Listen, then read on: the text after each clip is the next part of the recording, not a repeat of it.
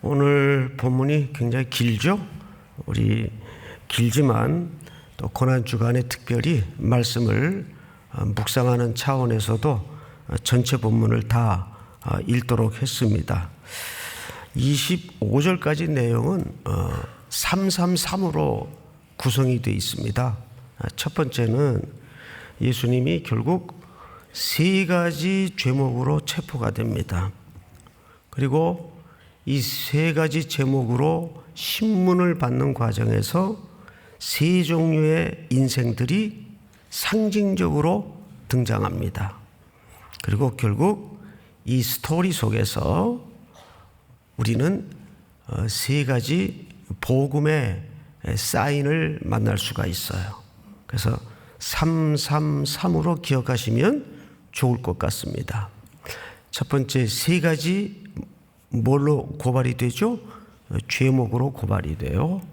그 과정에 세 종류의 인생이 등장을 합니다. 그리고 이 스토리 속에 세 가지 깊은 하나님의 복음의 사인이 감춰져 있습니다. 그래서 오늘 말씀의 제목은 세 가지 사인, 세 가지 사인. 자, 우선 첫 절을 한번 볼까요? 무리가 다 일어나 예수를 빌라도에게 끌고 갑니다. 첫 번째 등장하는 군상들이 무리가 등장을 합니다. 무리. 두 번째는 고발하여 이르되 우리가 이 사람을 보매 우리 백성을 미혹하고, 미혹이라는 소동죄, 소요죄 이 정도로 주민선동 이 정도로 자리매김할 수 있겠죠. 두 번째, 가이사에게 세금을 바치는 것을 금했다. 이것도 사실 얼토당토하는 죄목입니다. 이것은 납세 거부. 또 마지막 세 번째 죄목은 뭡니까? 자칭 왕 그리스도라. 이거는 로마 정부에 차지다면 가이사에게 반란을 꾀하는 항목으로 오해될 수 있는데, 이 세 가지 모두가 독자인 여러분들은 전부 해석을 날조한 거짓 죄목이라는 것을 알고 있습니다. 어쨌든 그렇게 고발이 됩니다. 근데 무리가 누구에게 끌고 가죠? 당시 로마에서 파견된 총독 빌라도에게 끌고 갑니다. 자, 3절을 한번 보십시다. 빌라도가 예수께 물어 이르되 네가 유대인의 왕이냐? 대답하여 이르시되 네 말이 옳도다. 빌라도가 대제사장들과 무리에게 이르되 내가 보니 이 사람에게 죄가 없도다 하니. 그러니까 빌라도가 이런저런 신문을 하고 또 죄목을 아무리 헤집어 봐도 이 사람에게 딱히 사형에 처할 만한 유대인들의 주장처럼 그런 죄목이 발견되질 않아요. 그래서 내 생각에는 이 사람에게 죄가 없다. 그런데 사실 빌라도가 예수님이 죄가 없음을 역시 3번 확인해 줍니다. 14절을 건너가 볼까요?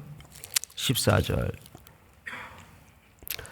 한번 같이 읽어보십시다. 14절 시작. 이르되 너희가 이 사람이 백성을 미혹하는 자라 하여 내게 끌고 왔도다. 보라, 내가 너희 앞에서 신문하였으되 너희가 고발하는 일에 대하여 이 사람에게서 죄를 찾지 못하였고. 네, 죄를 찾지 못하였고. 또 등장을 하죠. 22절로 건너가 볼까요? 다 같이 시작. 빌라도가 세 번째 말하되 이 사람이 무슨 악한 일을 하였느냐? 나는 그에게서 죽일 죄를 찾지 못하였나니 때려서 놓으리라 하니. 네,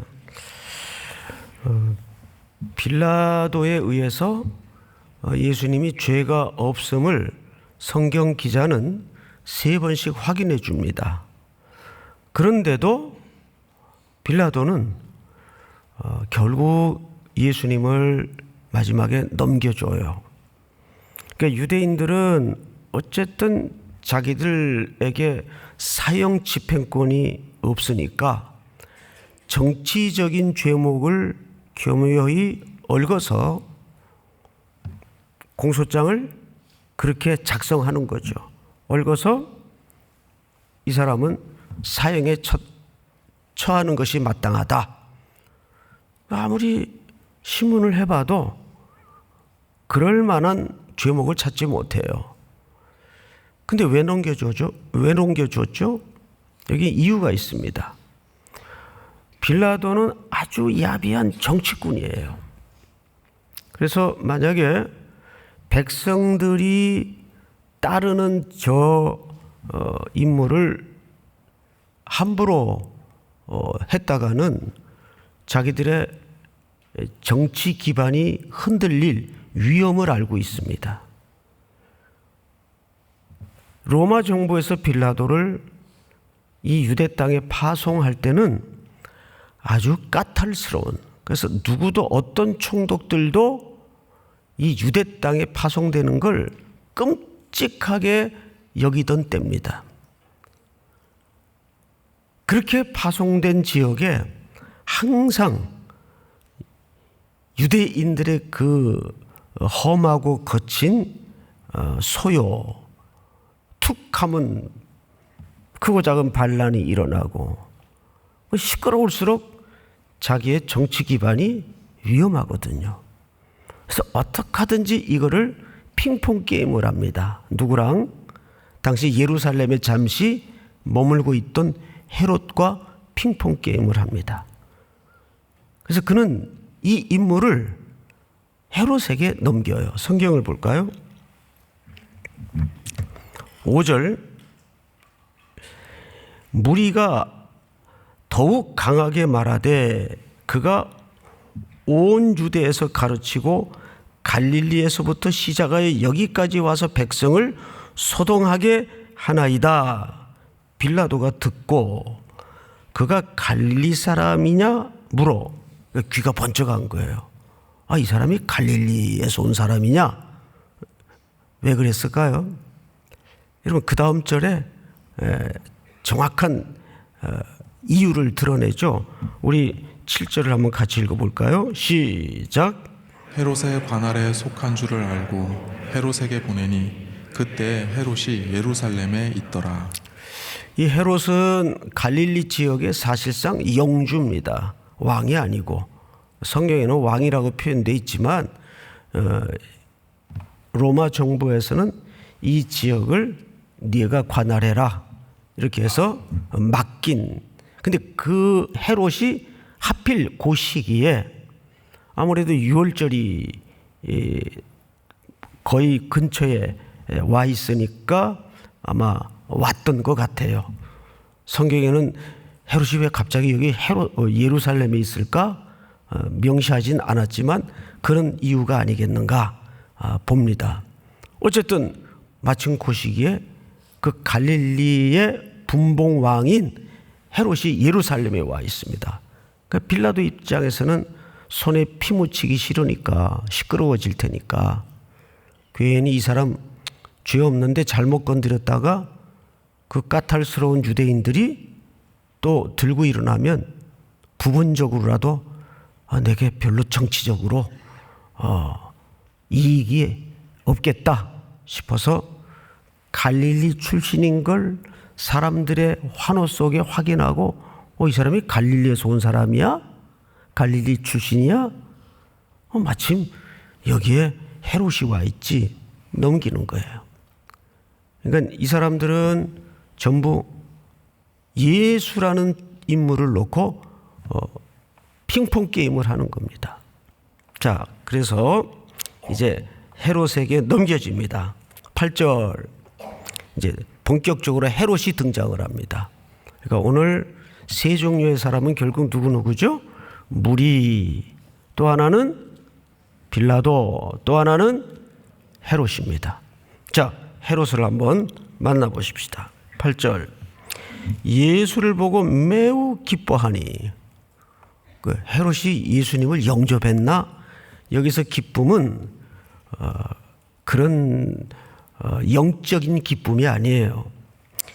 기뻐하니 이는 그의 소문을 들었으므로 보고자 한지 오래였고 또한 무엇이나 이적을 행하심을 볼까 바랐던 용고라. 그러니까 이 사람은 그 예수라는 사람이 기적도 행하고 뭐 표적도 행하고 많은 사람을 몰고 다닌다 이런 소문을 갈릴리 출신이니까 당연히 들었겠죠. 그래서 예수님을 보고 반가워했어요. 그러니까 영적인 반가움이 아니에요. 이것은 세상적인 호기심 또는 유흥의 차원에서 예수님을 보고 반색을 한 겁니다. 우리 연예인 보고 그랬듯이 그렇게 되는 거예요. 그런데 성경을 다시 보십시다. 9절 여러 말로 물으나 아무 말도 대답하지 아니하시니, 그러니까 흥이 깨지는 거죠. 저런 괘씸한, 그래도 내가 어쨌든 분봉왕인데 내가 물으면 뭐 마술 하나 정도는 행하든지 뭐 대꾸라도 좀 해줘야 되는데 묵묵부답이니까 짜증이 나고 화가 난 거예요. 그래서 10절을 보십시다. 대제사장들과 서기관들이 서서 힘써 고발하더라. 헤롯이 그 군인들과 함께 예수를 업신여기며, 본색이 드러나죠. 희롱하고 무슨 옷을 입히죠? 빛난 옷을 입혀 빌라도에게 도로 보내니라. 그래서 예수님이 그 불법의 밤에 일리 끌려갔다가 저리 끌려갔다가 밤새 왔다 갔다 하는 거예요. 그러니 얼마나 심신이 지쳤겠습니까? 자, 12절을 전체가 한번 같이 읽읍시다. 다 같이 시작. 헤롯과 빌라도가 전에는 원수였으나 당일에는 서로 친구가 되니라. 참 아이러니죠.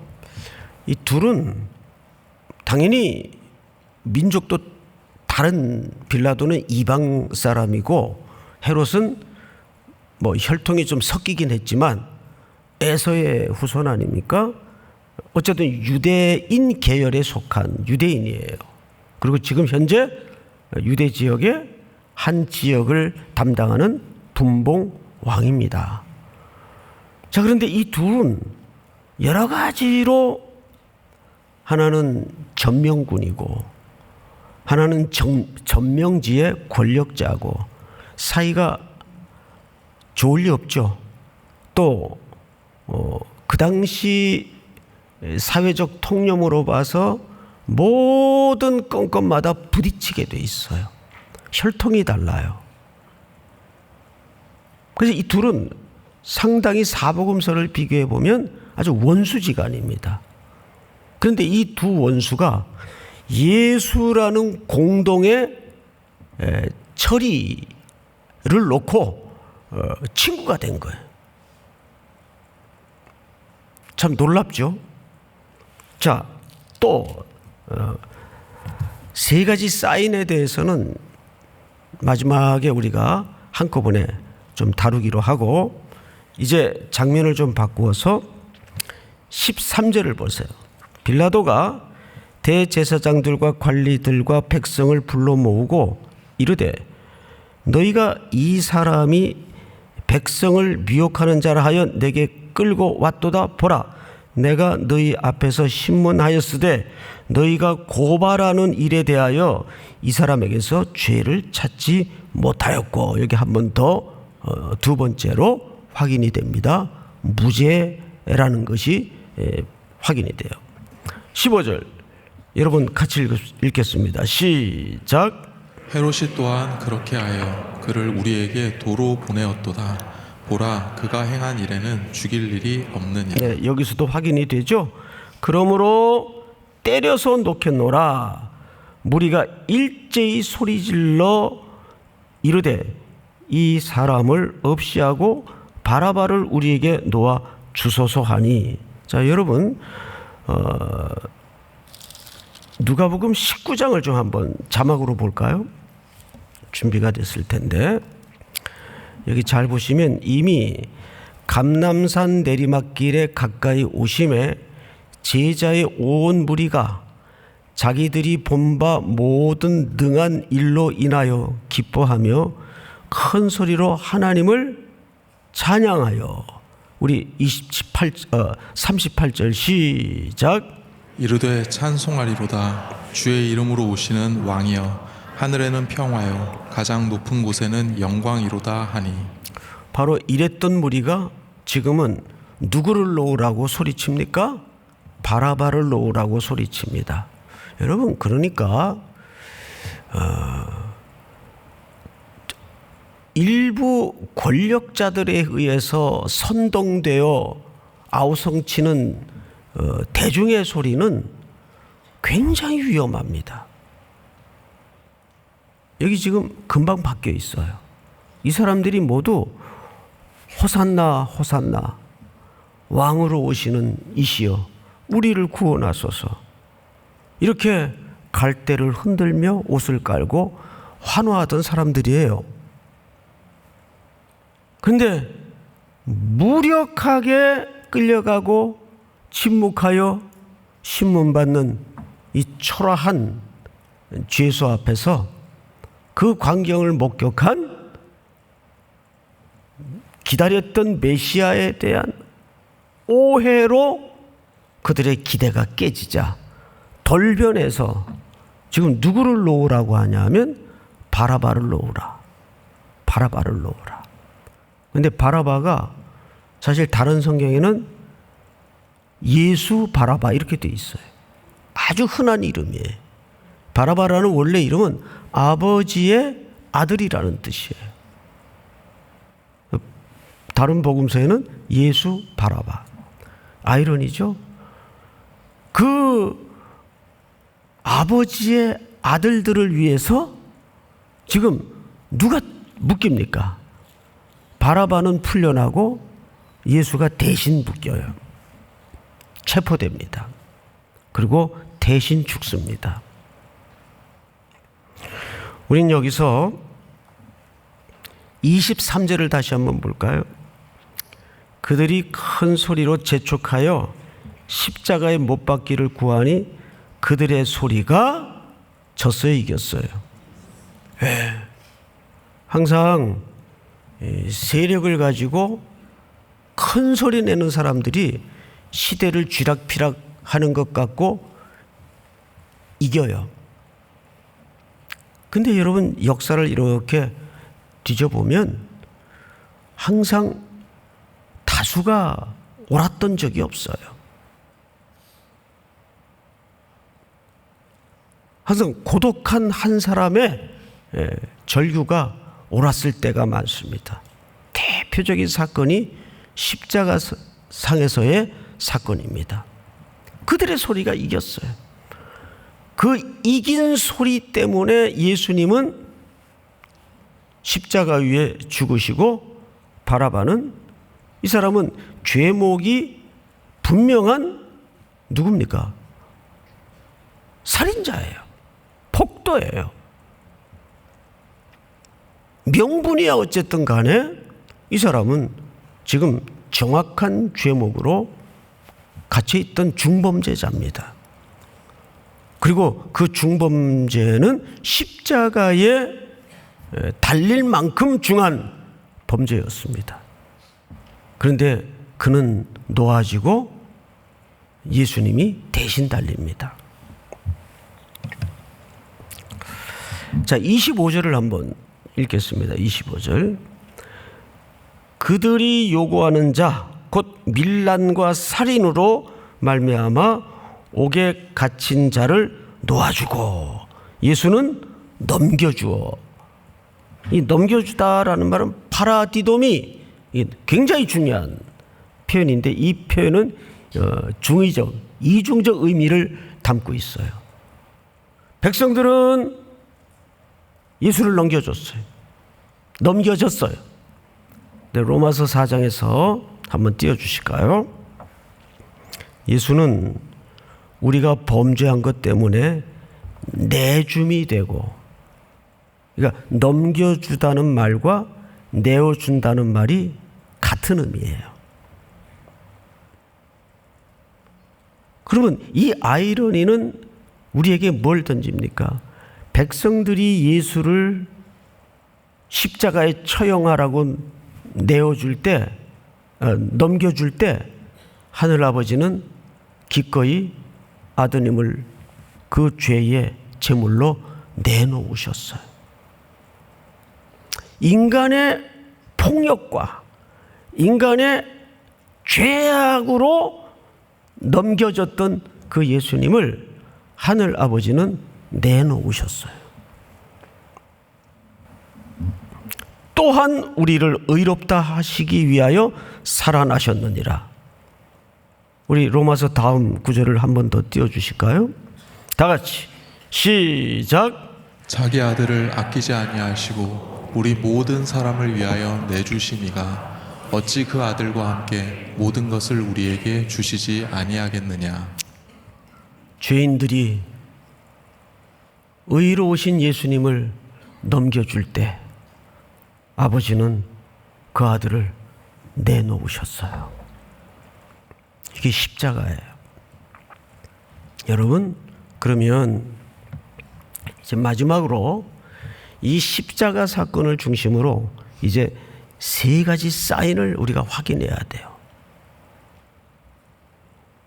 세 가지 죄목으로 체포가 됐고 그것이 빌라도에 의해서 공식적으로 무죄함이 기록되었습니다.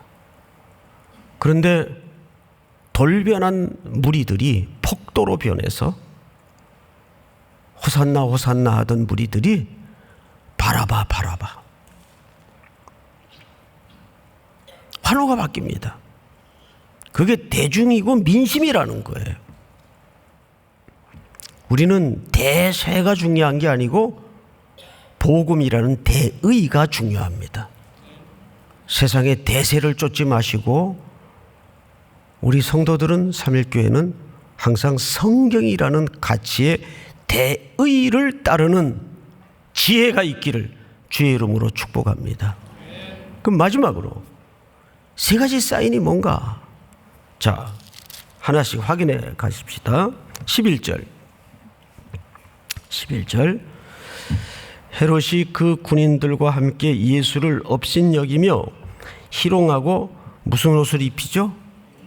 빛난 옷을 입혀요.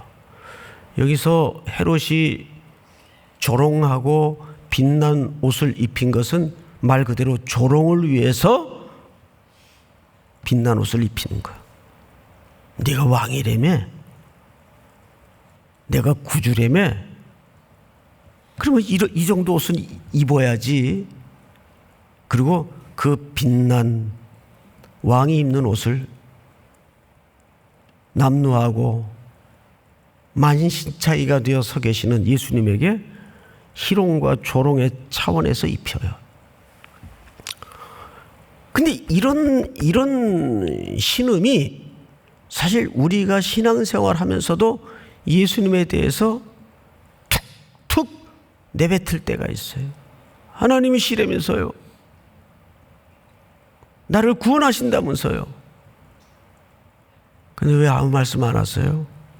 왜 침묵하세요? 나한테 왜 이러세요?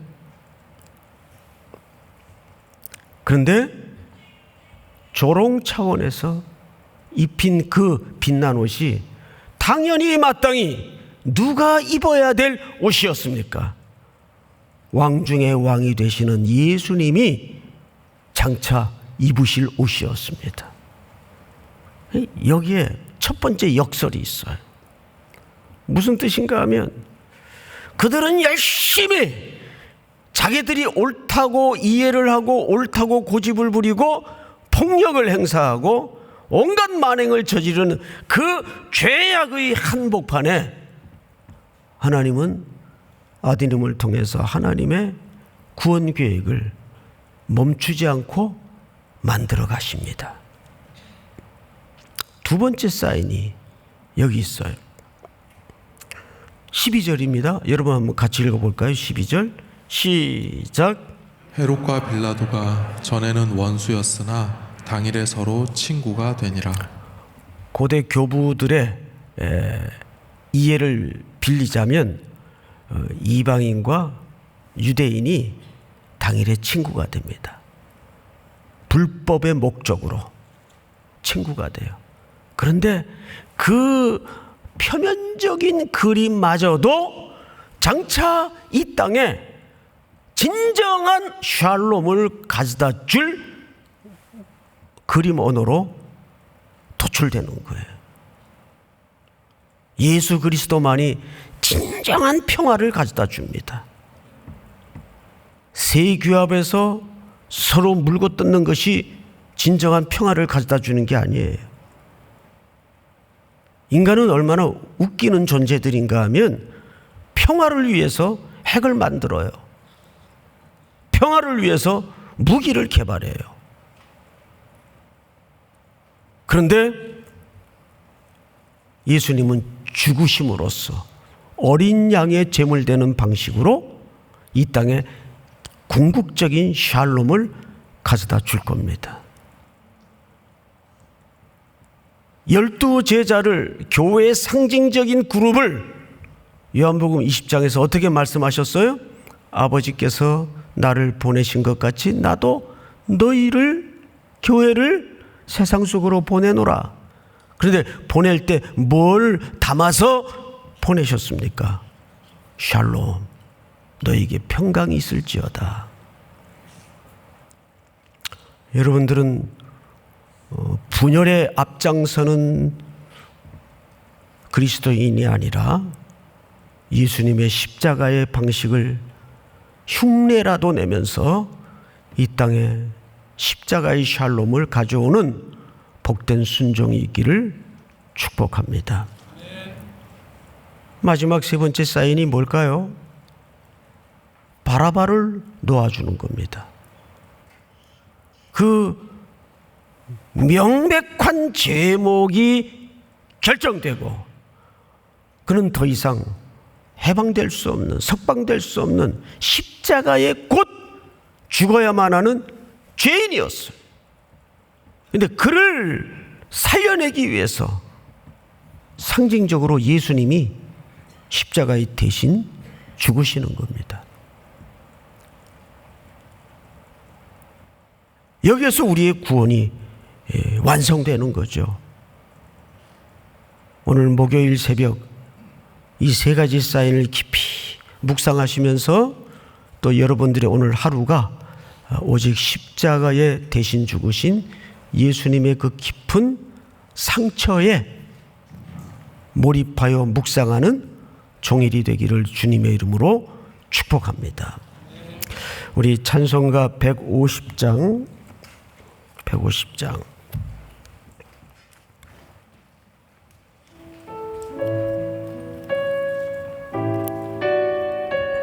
갈보리 산 위에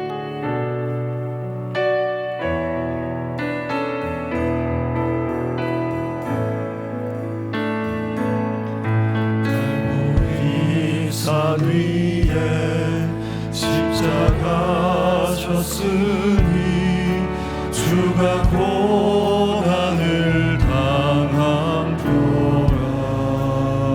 험한 십자가를 내가 험한 십자가를 내가 사랑하는 주가 보혈을 흘림일세.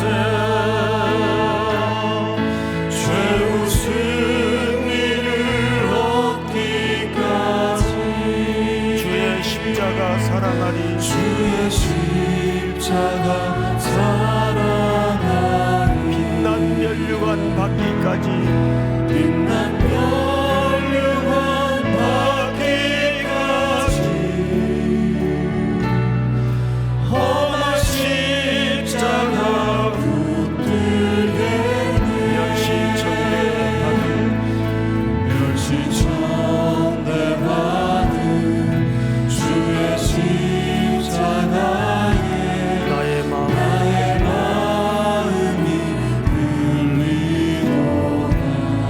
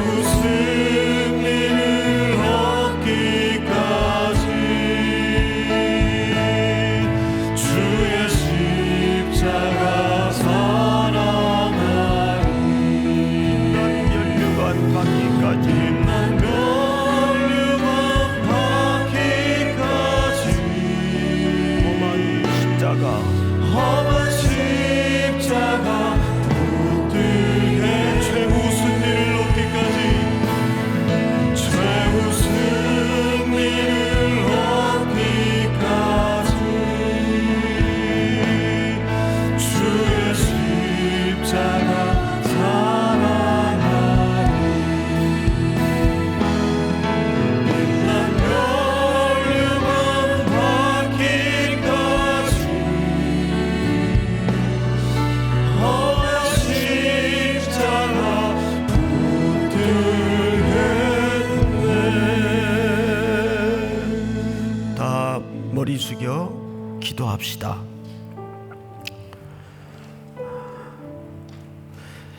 오늘 주신 말씀을 기억하십시다.